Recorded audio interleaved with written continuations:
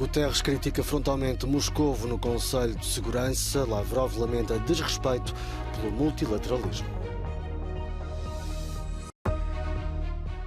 Operações coordenadas de evacuação já permitiram a retirada de mais de 1000 cidadãos europeus do Sudão.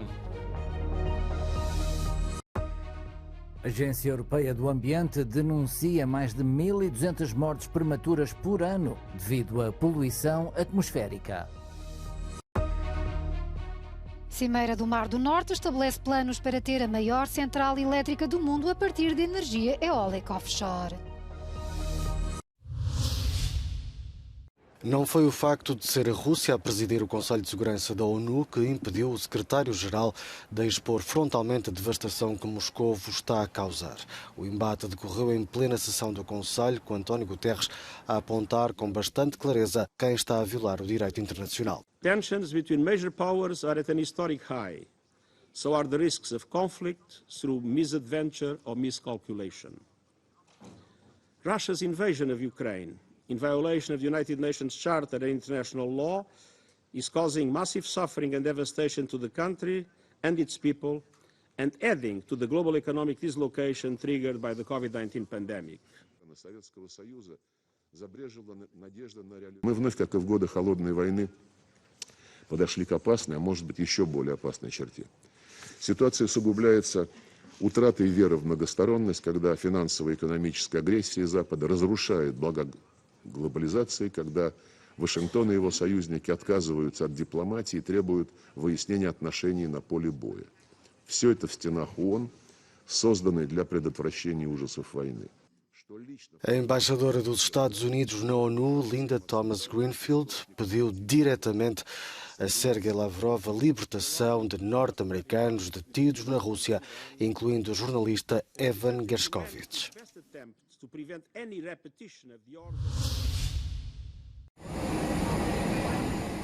As operações de evacuação já permitiram a retirada de 2/3 dos cidadãos europeus que se encontravam em Khartoum, onde, depois de falhar uma trégua, foram retomados os combates mortíferos dos últimos 9 dias, que já fizeram mais de 420 mortos e 3.700 feridos no Sudão.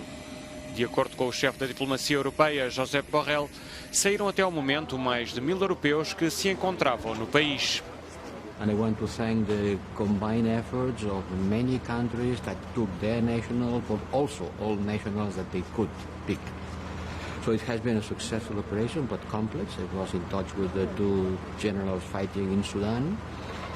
And now the ceasefire has stopped, it's over. We have to continue pushing for a political settlement. Na sexta-feira, um responsável europeu tinha afirmado que havia cerca de 1.500 cidadãos europeus em Khartoum, na maioria ligados a missões diplomáticas. Várias capitais árabes também evacuaram centenas de cidadãos, nomeadamente por terra, através da fronteira com o Egito, e por mar a partir de Porto Sudão. Peritos e organizações humanitárias interrogam-se sobre a situação dos milhões de sudaneses afetados pelos combates. As despesas militares na Europa atingiram em 2022 os níveis mais altos desde o fim da Guerra Fria, em grande parte devido à invasão russa da Ucrânia. Segundo o relatório publicado esta segunda-feira pelo Instituto Internacional de Estudos para a Paz de Estocolmo, a nível mundial foi dedicado no ano passado um valor máximo histórico de mais de 2 bilhões de euros ao setor.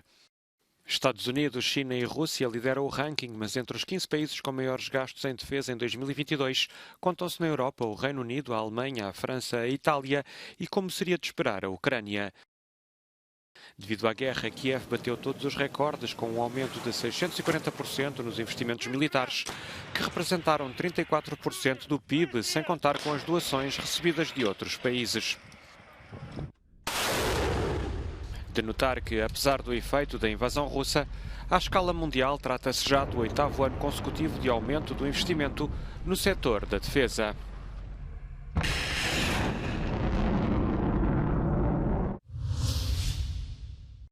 Nos últimos meses, as Forças Armadas ucranianas estão ativamente a preparar em território nacional, mas também no estrangeiro, novas unidades para uma contraofensiva em larga escala.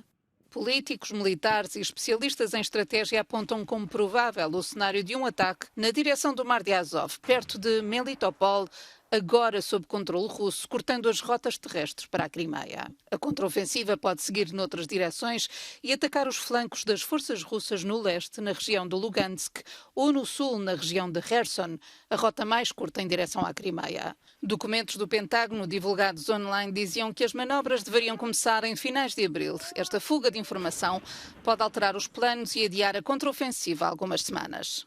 The Russians now know how deep and with what means the American intelligence services can look into the Russian planning and Russian command and control structure. And they might adjust, for example, their codes or their encryption to prevent that. If that happens, and if Western intelligence at the time of the counteroffensive is less precise than it used to be, that would be a bad thing for Ukrainians. A Rússia está a reforçar a linha da frente ao longo de 800 quilómetros em território ucraniano. Os peritos ocidentais duvidam que a contraofensiva ponha fim à guerra, como Kiev tem dito, mas admitem que poderá revelar-se decisiva.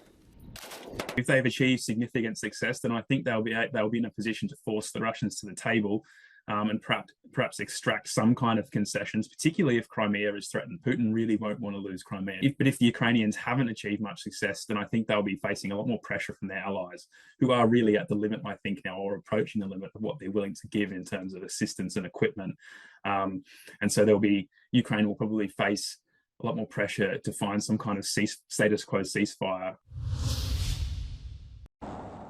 O Conselho da Europa prestou homenagem esta segunda-feira ao opositor russo Vladimir Kara-Murza, condenado na semana passada a 25 anos de prisão. Outros presos políticos russos e bielorrussos também foram homenageados. A esposa de Kara-Murza esteve presente. Thank you for giving me this amazing platform so that I could continue making sure that my husband's voice is heard. Despite all odds, because this is what the regime wants to do. It wants to silence these voices and I will not let that happen. Crítico do Kremlin, Kara-Murza foi sentenciado no passado dia 17 por um tribunal moscovita a 25 anos de prisão pelos crimes de traição, de espalhar notícias falsas sobre o exército russo e de liderar uma organização indesejável.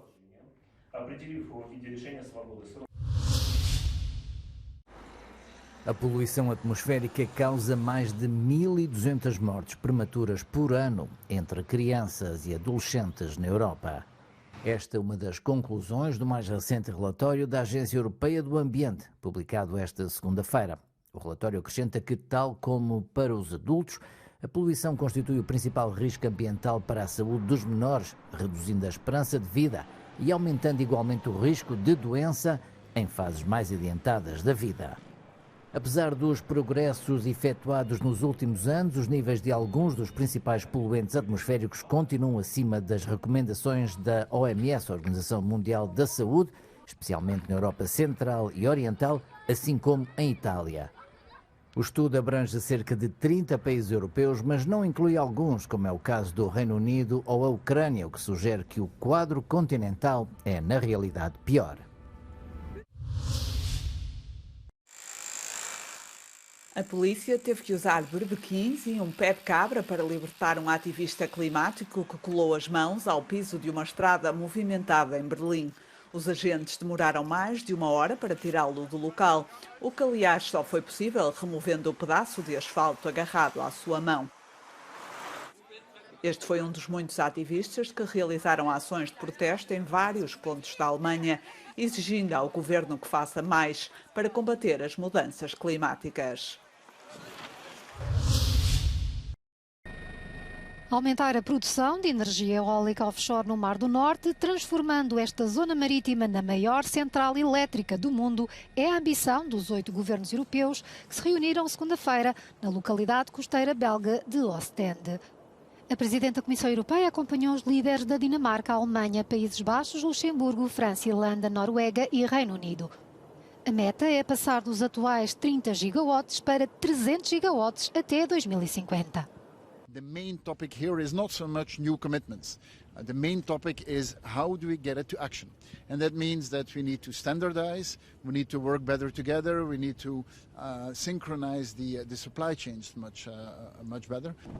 O financiamento e a obtenção de matérias-primas são os principais desafios num setor altamente competitivo a nível mundial. A autonomia energética face a países não fiáveis como a Rússia e o combate às alterações climáticas provocadas pelos combustíveis fósseis são fortes motivações. The potential we have in North Sea in terms of offshore wind is huge. It is the best quality offshore wind in the world. And the amount of potential we have is enough to power current Europe electricity demand by 6 times. There is a huge potential there. Os investidores privados europeus pedem menos burocracia nas licenças e a Comissão Europeia já criou regras nesse sentido. Os europeus não querem perder tempo, sabendo que a China domina a cadeia de fornecimento de componentes críticos, tais como as baterias, e os Estados Unidos estão a dar grandes subsídios ao setor. D'abord, il signifie la capacité à produire tous ensemble de l'énergie décarbonée, avec ce grand plan d'éolien offshore que nous annonçons et auquel nous contribuerons tous. Ensuite, il signifie notre volonté aussi de bâtir une filière qui produit justement ces fermes éoliennes offshore en Europe. La France y est très engagée. Tendo em conta que o Mar do Norte é relativamente pouco profundo, há grandes vantagens do ponto de vista tecnológico, porque as turbinas eólicas podem ser instaladas com bastante facilidade e em grande número.